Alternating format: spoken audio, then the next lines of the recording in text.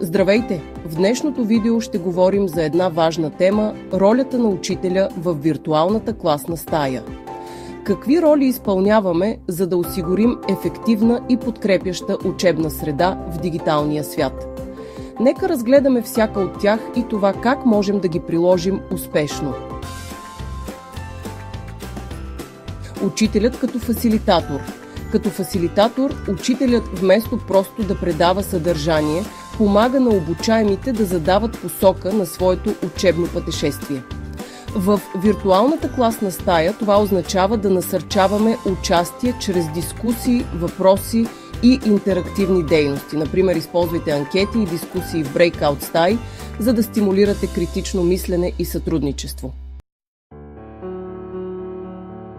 Учителят като организатор. Като организатор, учителят планира и структурира урока. В дигиталната среда това включва предварителна подготовка на ресурси, презентации, видеа и онлайн инструменти.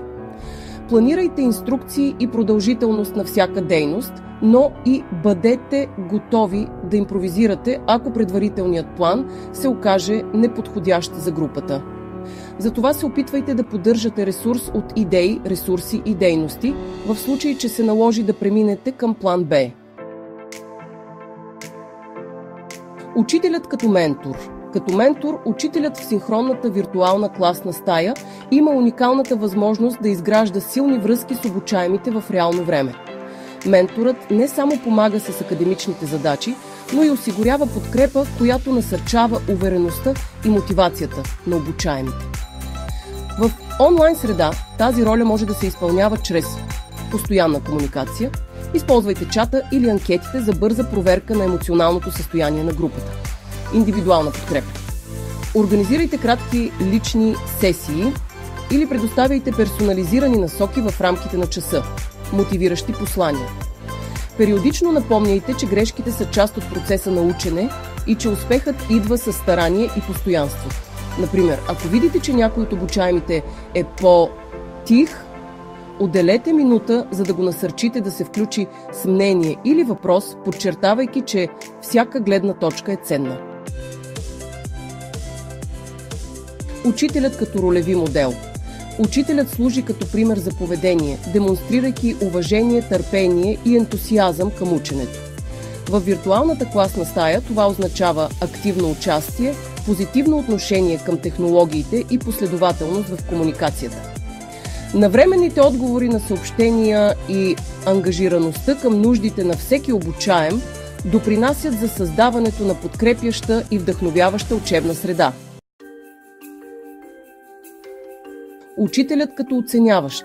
Като оценяващ в синхронната онлайн среда, учителят осигурява незабавна и персонализирана обратна връзка, която насочва обучаемите към подобрение в реално време. Използвайте интерактивни инструменти като анкети, тестове на живо или устни дискусии, за да оценявате напредъка по време на урока. Ключът е да съчетаете конструктивната обратна връзка с насърчаване. Например, коментирайте постигнатото, предлагайте конкретни стъпки за подобрение и подчертавайте силните страни на обучаемите. Това не само подобрява разбирането, но и изгражда увереност у участниците. Учителят като ученик. И не на последно място, учителят също е ученик. В виртуалната класна стая често се налага да се учим на нови технологии и подходи. Покажете на обучаемите, че сте готови да се адаптирате и развивате заедно с тях. Ефективното комбиниране на тези роли е ключът към успешното обучение в виртуалната класна стая. А каква е ролята на учениците в този процес?